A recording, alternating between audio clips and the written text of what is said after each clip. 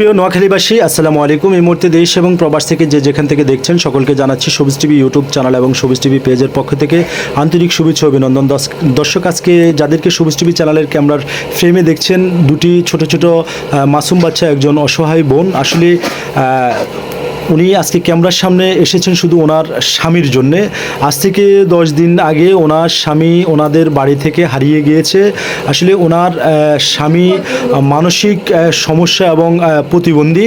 তো আজকে 10 দিন পর্যন্ত তাকে বিভিন্ন জায়গায় খোঁজ করেছেন, তারা কিন্তু পাচ্ছেন না। বাচ্চারা বাবার জন্য কাঁদছেন, আর অসহায় বোনটি এই মুহূর্তে স্বামীহারা অচিন বিচিন অবস্থায় আছেন। প্রিয় দর্শক, ওনাদের বাড়ি হচ্ছে নোয়াখালী সুবর্ণচর উপজেলার 5 নং চরজুবলি ইউনিয়নের। প্রিয় দর্শক, 5 নম্বর ওয়ার্ড, 11 নম্বর ডিগি।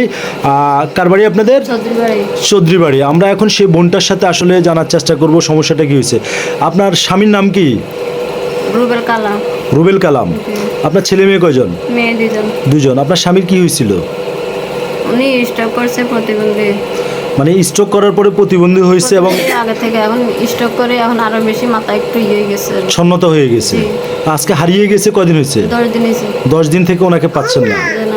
তো এখন আপনাদের যদি আপনার স্বামীকে যদি নোয়াখালী জেলার ভিতরে যদি কেউ পায় বা আপনাদের কাছে যদি পৌঁছিয়ে দেয় এই ভিডিওতে, আপনাদেরকে এই ভিডিওটা দেখে, তো আপনাদের কোনো নাম্বার আছে?